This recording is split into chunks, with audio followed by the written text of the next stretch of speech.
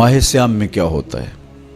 جس طرح کہ آپ نے ابھی حضور علیہ السلام کی مبارک حدیث کا مفہوم سنا کہ جب ماہ سیام آتا ہے تو جنت کے دروازے کھول دیے جاتے ہیں، جہنم کے در بند کر دیے جاتے ہیں اور شیاطین جکڑ دیے جاتے ہیں۔ وسلسلۃ الشیاطین، تو شیاطین جکڑ دیے جاتے ہیں۔ تو ہمارے دو دشمن تھے، نفس اور شیطان، شیاطین جکڑ دیے گئے۔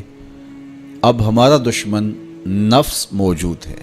نیکی کا جو ماحول پیدا ہوا، آپ نے دیکھا کہ عام نمازوں کے اندر بھی جو لوگ شامل نہیں ہوتے تھے صلاۃ و تراویح میں کھڑے دکھائی دیے، اور ابھی نماز فجر کے اندر جو ہجوم عاشقاں آپ کو دکھائی دے گا، دل باغ باغ ہو جائے گا۔ اس طرح پانچوں نمازوں میں نیکی کا ماحول پیدا ہو جانا، صدقہ و خیرات کا ماحول پیدا ہو جانا، طبیعتوں میں رفق اور نرمی کا آ جانا، اور بہت ساری چیزیں ہیں جو ماہ سیام کی برکت سے ہمارے اندر پیدا ہوتی ہیں۔ تو یہ ماحول جو خیر کا، بھلائی کا، رحمت کا، نیکی کا پیدا ہوتا ہے، یہ شیاطین کے بند جانے کی وجہ سے ہوتا ہے۔ اور اس کے باوجود بھی بہت برائیاں موجود ہیں۔ ماہ سیام کے اندر گراں فروشی ہے، ذخیرہ اندوزی ہے، کم تولا جا رہا ہے، رشوت کا بازار گرم ہے، بہت سارے ایسے معاملات ہیں جو اسی طرح ہو رہے ہیں۔ تو جب شیطان بند گیا تو یہ کیوں ہو رہے ہیں؟ نفس موجود ہے۔ تو نیکی کا ماحول پیدا ہو جانا یہ شیطان کے بند جانے کی وجہ سے ہے، اور گناہ کا پھر بھی مسلسل موجود رہنا یہ نفس کے موجود ہونے کی وجہ سے ہے۔ اب ماہ سیام کے اندر ہمارے لیے یہ سہولت ہو گئی کہ ہمارے دو دشمنوں میں سے ایک دشمن باندھ دیا گیا، اور وہ ہے شیطان۔ اب ہمارا مقابلہ صرف ایک دشمن سے ہے، اور وہ ہے نفس۔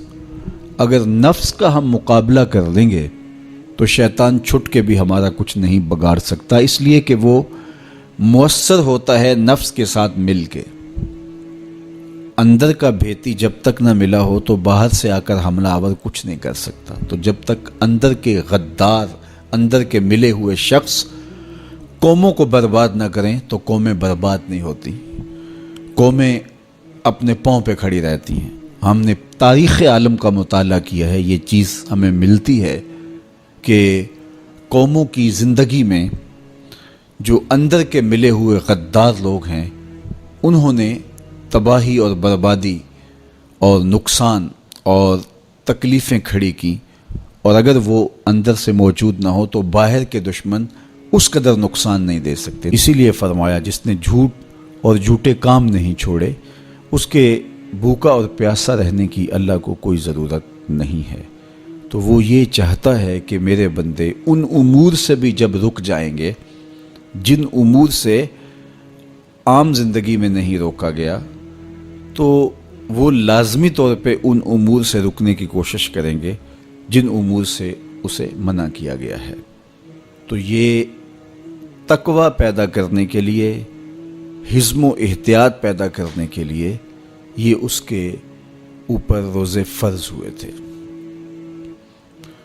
آپ یہ خیال کر سکتے ہیں کہ بھوک اور پیاس کاٹنے سے کیا تقوی کا حصول ممکن ہے، جو کہ مقصد ہے روزے کا۔ ارشاد فرمایا تمہارے اوپر روزے فرض کیے گئے ہیں جس طرح تم سے پہلوں پہ فرض کیے گئے۔ کیوں؟ لعلکم تتقون، تاکہ تمہیں تقوی نصیب ہو، اتقاء کی دولت ملے، تم اللہ تعالیٰ سے ڈرنے والے ہو جاؤ۔ تو کیا بھوک اور پیاس کاٹنے سے اللہ کی خشیت، اللہ تعالیٰ کا خوف حاصل ہوتا ہے؟ تو ایک تو بات وہی جو میں نے ابھی کہی کہ جب آپ ان امور سے بھی رک جائیں گے جن امور کو عام زندگی میں مباح رکھا گیا ہے، تو پھر آپ شعوری طور پہ ان چیزوں سے کیوں نہیں رکیں گے جو عام زندگی کے اندر بھی منع کیے گئے ہیں۔ تو جب یہ چیز انسان کا فہم، انسان کی عقل اور انسان کی خرد طے کرتی ہے تو پھر لا محالہ طور پہ رکنے کی عادت اس کے اندر تقوی کی نشأت کا ذریعہ بنتی ہے۔ ماہ سیام، رمضان المبارک اپنی تمام توانائیوں، روحانی برکتوں اور رحمتوں کو دامن میں لیے جلوہ گر ہوا۔ یہ وہ مبارک مہینہ ہے جس کے بارے میں ارشاد فرمایا گیا کہ اگر میری امت کو پتہ چل جائے کہ ماہ صیام رمضان المبارک ہے کیا، تو وہ آرزو کرے کہ پورا سال ہی رمضان ہو۔ اللہ تعالیٰ جل شانہ کی رحمتیں جس فراوانی کے ساتھ اس مہینے میں برستی ہیں وہ کسی اور دوسرے مہینے کا مقسوم نہیں ہے۔ جنت کے 8 دروازے کھول دیے جاتے ہیں، جہنم کے دروازے بند کر دیے جاتے ہیں، اور فرمایا کہ ماہ صیام میں شیاطین جکڑ دیے جاتے ہیں۔ اللہ کی رحمتوں اور کرم نوازیوں کی لوٹ سے لگ جاتی ہے۔ ایک فرض ادا کرنے سے 70 فرضوں کا ثواب نصیب ہوتا ہے، اور ایک نفل کی ادائیگی پر ایک فرض کا ثواب عطا کیا جاتا ہے، اور یہ خاص عنایت اور رعایت صرف اسی ماہ مبارک میں ہوتی ہے۔ اس لیے اہل ایمان اس مبارک مہینے میں کثرت کے ساتھ عبادت کرتے ہیں، صدقہ و خیرات کرتے ہیں، قرآن مجید کی تلاوت معمول سے زیادہ کر کے نوافل کی ادائیگی سے اپنے رب کی رضا جوئی کے لیے کوشاں ہوتے ہیں۔ تو یہ نفس اندر کا دشمن ہے، اندر بیٹھا ہوا چھپا ہوا دشمن ہے، اور شیطان باہر سے آ کے حملہ آور ہوتا ہے۔ ماہ صیام میں اللہ نے ہمارے لیے یہ آسانی پیدا کر دی کہ ایک دشمن باندھ دیا، اب دوسرا دشمن صرف نفس موجود ہے۔ اب اس کو جب ہم قابو کر لیں گے تو شیطان چھٹ کے بھی کچھ نہیں کر سکے گا، ورنہ وہ تو پیچ و تاب کھا رہا ہے کہ یہ جو تم مسجدوں میں جا رہے ہو، یہ ماحول نیکی کا پیدا ہوا ہے، اس کو تو ایک آنکھ نہیں بھاتا۔ وہ تو حضرت انسان کو برباد کرنے پہ تلا ہوا ہے۔ اس نے اللہ کے حضور اس کی عزت کی قسم کھا کے کہا تھا کہ میں تیرے بندوں کو تیرے تک نہیں پہنچنے دوں گا، ان کے دائیں بائیں سے، آگے پیچھے سے، چاروں سمتوں سے ان پر حملہ آور ہوں گا۔ بلکہ فرمایا کہ اگر اللہ نے انسانوں کے لیے محافظ فرشتے مقرر نہ کیے ہوں تو شیاطین انسانوں کو مار ڈالے۔ ابن آدم کا اتنا دشمن ہے، وہ کہتا ہے کہ جنت سے میں نکالا ہی آدم علیہ السلام کی وجہ سے گیا ہوں، اور اب میں اولاد آدم کو چین سے نہیں بیٹھنے دوں گا، اور ان کو میں دوبارہ جنت میں نہیں جانے دوں گا۔ ایسے اسباب پیدا کروں گا کہ یہ جہنم کا ایندھن بنے، اور یہ دن رات کوشاں ہے۔ اور شیطان کے مکر و فریب اور اس کے دجل و تلبیسات کے رنگ بڑے ہیں، ہر ایک کو ایک لاٹھی سے نہیں ہانکتا۔ ایسا نہیں ہوتا کہ ایک شب زندہ دار تہجد گزار جس کو سحری کی سسکیوں میں لطف ملتا ہو، شیطان اسے کہے کہ جناب تم سحری کے وقت نہ اٹھا کرو اور نوافل نہ ادا کیا کرو، اسے پتہ ہے کہ یہ عابد، یہ تہجد گزار میری بات نہیں مانے گا، تو وہ اسے کہتا بھی نہیں ہے۔ اسے کہتا ہے تم ضرور تہجد پڑھو، لیکن صبح بتا دیا کرو کہ میں تہجد گزار ہوں، میں سحری کے وقت اٹھنے کا مزاج رکھتا ہوں، تو وہ اسے ریا میں مبتلا کرے گا۔ ایک شخص جس کی طبع میں فیاضی گندی ہے، سخاوت اس کے وجود میں شامل ہے، اس کی مٹی اور خمیر میں رکھی گئی ہے، اب شیطان اس کو کہے کہ تو بخل کر، تو وہ کبھی بھی شیطان کے کہنے سے بخل پر آمادہ نہیں ہوگا، تو شیطان اس کو یہ زحمت دیتا بھی نہیں، اس کو فضول خرچی کی طرف آمادہ کرے گا۔ ایک شاعر جس کی طبع میں لطافت ہے، نرمی ہے، رفق ہے، وہ شاخ سے ٹوٹتے ہوئے پھول کو بھی گوارا نہیں کر سکتا، تو شیطان اس کو کہے کہ تم کسی انسان کو قتل کر دو، تو کیا ایک شاعر سے ممکن ہے کہ وہ کسی کی گردن کاٹ دے؟ وہ تو شاخ سے پھول جب توڑ نہ سکے، کیا کہا تھا کہ قتل کے حادثے سے کم نہیں شاخ سے گل کا جدا ہونا۔ تو اب کیسے ایک شاعر سے یہ ممکن ہے؟ تو شیطان اس کی اس طبع کو اچھی طرح جانتا ہے، اور وہ کبھی اس کو اس پہ آمادہ نہیں کرتا، اس کو وہ شراب اور شباب کے پیچھے لگاتا ہے۔ ایک عالم دین جس کا اوڑھنا بچھونا ہی دین ہے، اور ممبر و محراب کی نوکری اس کی سعادت مندی ہے، اور جب وہ واض و تلقین اور نصیحت کرتا ہے، اس کی روح کو قرار اور باطن کو تسکین نصیب ہوتی ہے، اب شیطان اس کو کہے کہ تو ممبر و محراب کی نوکری چھوڑ دے، تو مجھے بتائیے ایک عالم دین ممبر و محراب کی نوکری چھوڑ کے گنڈیریاں بیچے گا تو اس کی بات تو نہیں مان سکے گا۔ تو شیطان اس کو یہ کہتا بھی نہیں ہے، اس کو کہتا ہے تیرے جیسا خطیب بھی تو زمانے میں دوسرا نہیں ہے، بات کرنے کا جو ڈھب تجھے آتا ہے وہ کسی اور کے پاس تو نہیں ہے، جتنا علم تیرے پاس ہے، صغرے کبرے ملانے کا جو فن تو جانتا ہے، لفظوں کی کھال ادھیڑنے کا مزاج جو تیرے پاس ہے، علمی منہ شگافیاں اور دقائق کا جو علم تیرے پاس ہے، وہ کسی اور کے پاس بھلا کب ہے؟ تو وہ اس کو تکبر میں مبتلا کر کے اس کی متاع زندگی کو لوٹنے کی کوشش کرتا ہے۔ تو اس کے وار ہیں، اس کے حملے ہیں، اس کے جال ہیں جو پھیلا کر کے اس دام تزویر کے اندر لوگوں کو پھانس لیتا ہے۔ تو شیطان انسان کا دشمن ہے، دن رات انسان کو برباد کرنے کے لیے تلا ہوا ہے۔ میرے اور آپ کے آقا و مولا نے ارشاد فرمایا الشیطان جاسم علی قلب ابن آدم فاذا ذکر اللہ خنسا واذا غفل وسوسا۔ شیطان اولاد آدم کے دل پہ قبضہ جما کے بیٹھ جاتا ہے، جب یہ اللہ کا ذکر کرتا ہے تو بھاگ جاتا ہے، جب یہ ذکر چھوڑتا ہے تو وسوسہ اندازی کرتا ہے۔ تو شیاطین تو انسان کو مار ڈالنے پر آمادہ ہیں، اور وہ ایک لمحہ بھی نہیں چاہتے کہ یہ نیکی اور خیر کی کسی راہ کا مسافر ہو۔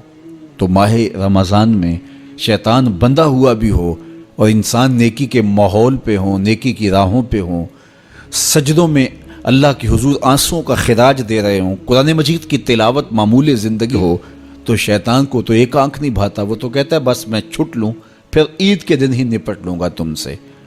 اب اگر شیطان کے چھٹنے سے قبل ہم نے نفس کو کنٹرول میں کر لیا، قابو میں کر لیا، تو شیطان چھٹ کر بھی کچھ نہیں کر پائے گا، ورنہ وہ نفس کے ساتھ مل کے اور زیادہ ہمیں بگاڑنے کی کوشش کرے گا۔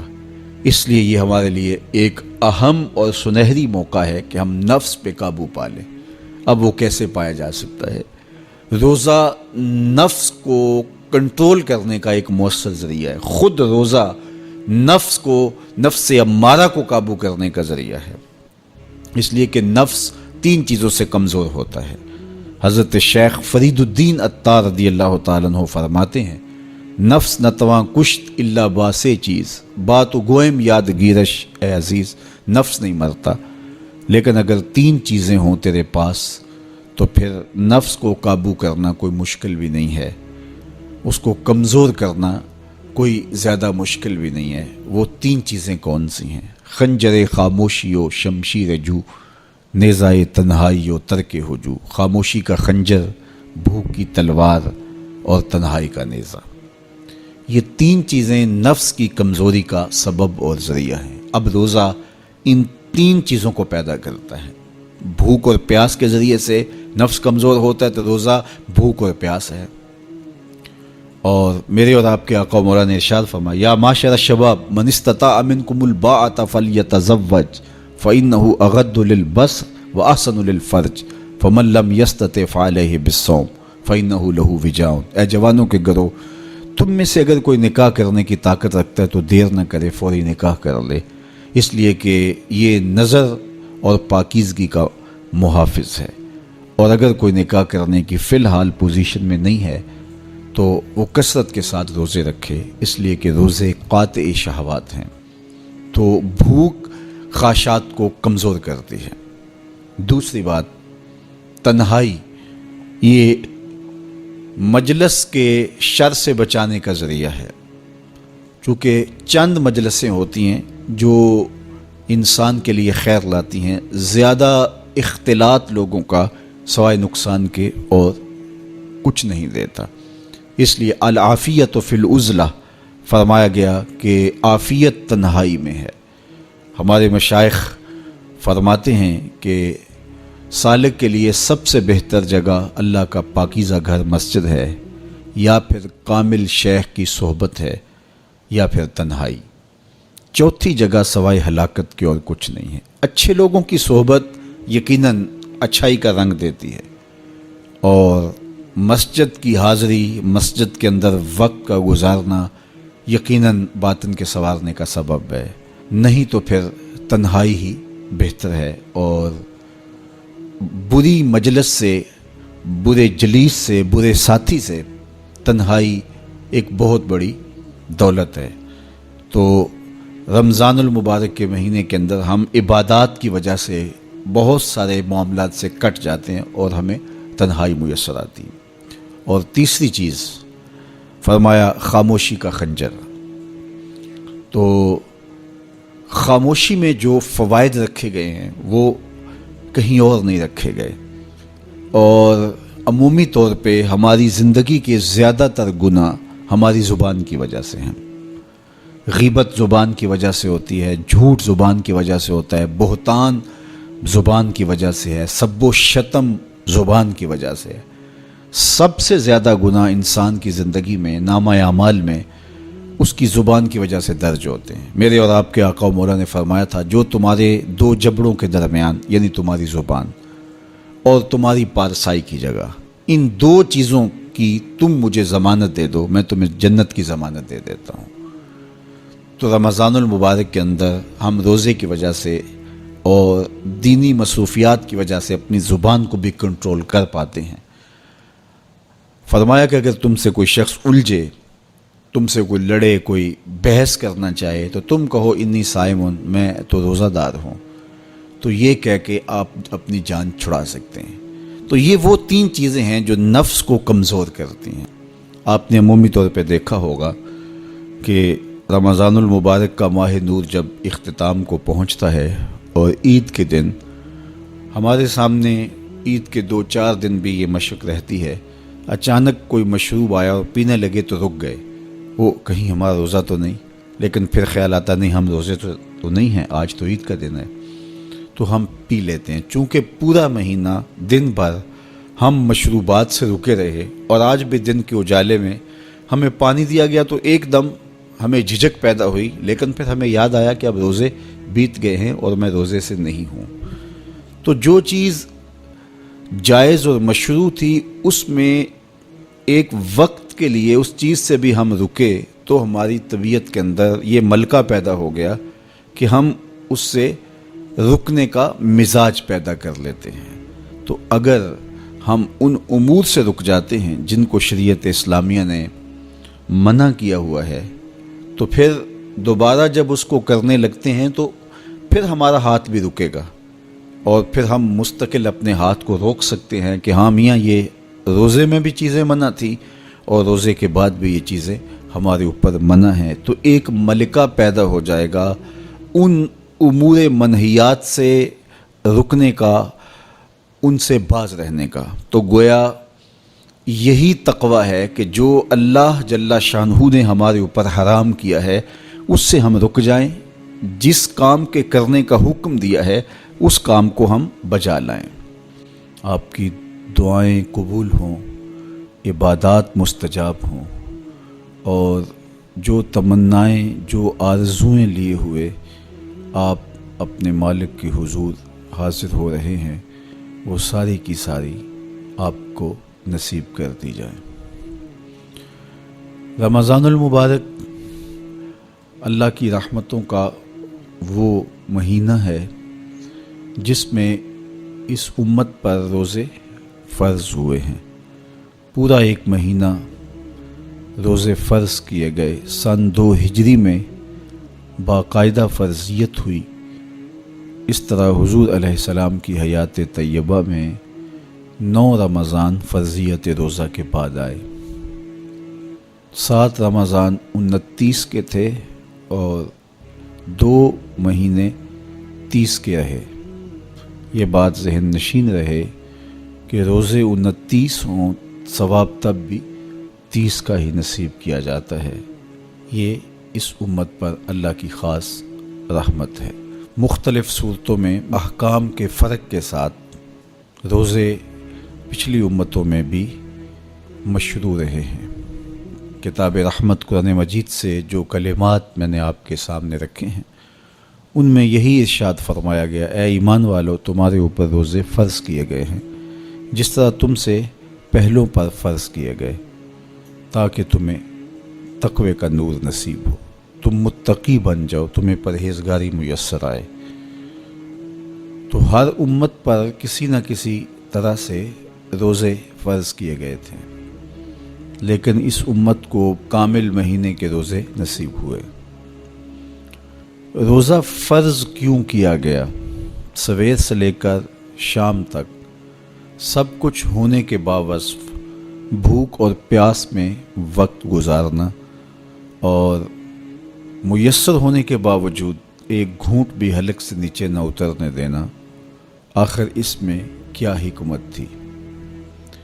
تو یہ بات اچھی طرح سے ہمیں سمجھ لینی چاہیے کہ یہ صرف کھانے پینے کو ترک کر دینا ہی نہیں ہے، بلکہ ان مقاصد جلیلہ کے حصول کے لیے روزہ رکھا جاتا ہے جو مومن کی زندگی کا مقصود ہے۔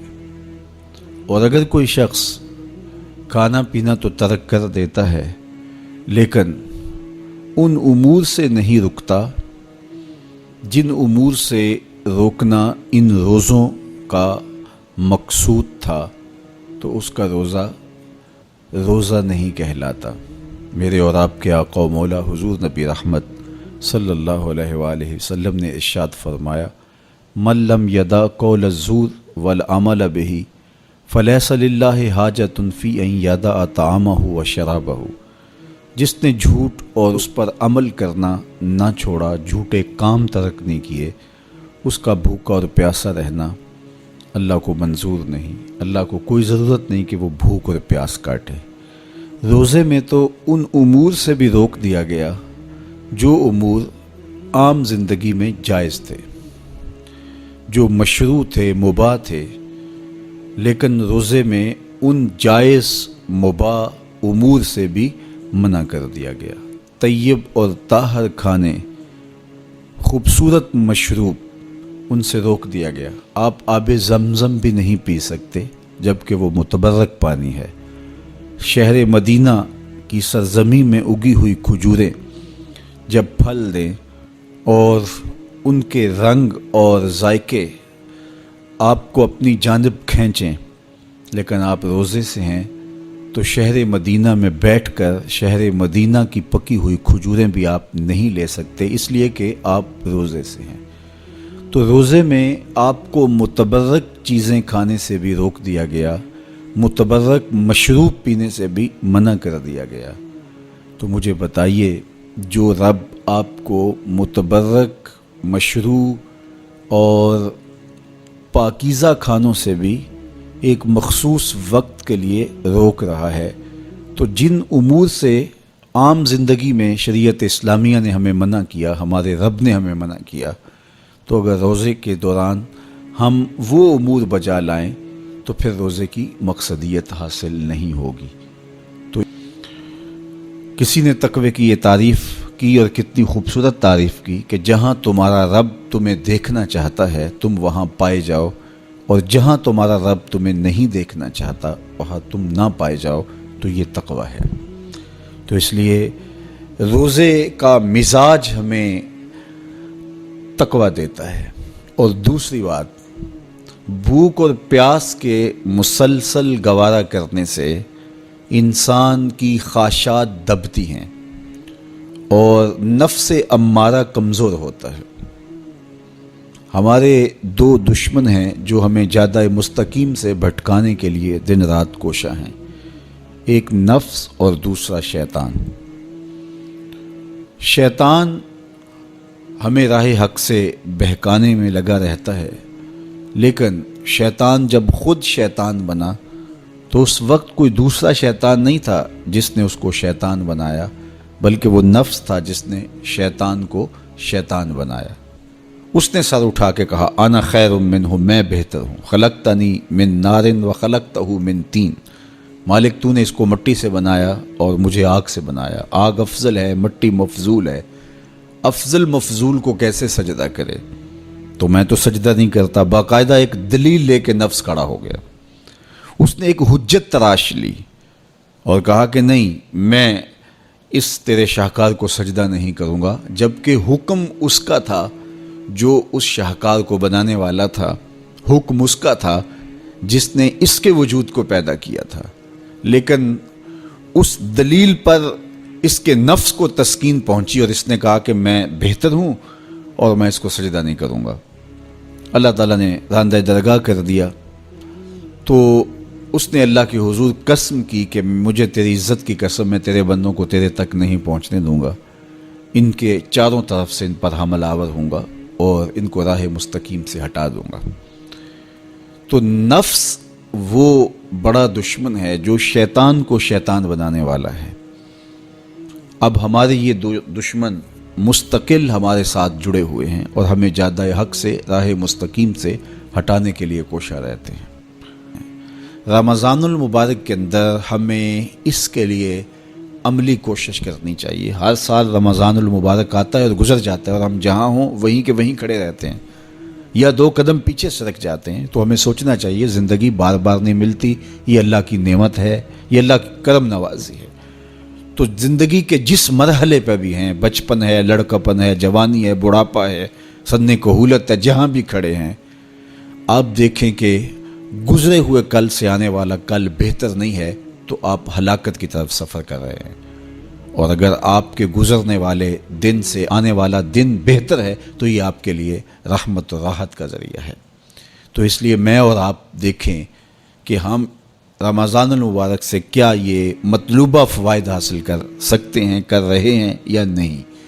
تو ہم اپنا جائزہ لیں، ابھی پورا مہینہ ہمارے پاس پڑا ہوا ہے، ہم عزم کریں کہ ہم اپنی زبان کو کنٹرول کریں گے، ہم بری مجلس میں نہیں بیٹھیں گے، ہم اپنی آنکھوں پر حیا کے پہرے بٹھائیں گے، اپنے خیالات کو قابو میں رکھنے کی کوشش کریں گے، بھوک اور پیاس سے نفس امارہ کی خواہشات کم ہوں گی اور شیطان کے بننے کی وجہ سے گناہ کے امکانات کم ہو جائیں گے، نیکی کے ماحول پیدا ہو جانے کی وجہ سے اچھائیوں کے راستے ملیں گے۔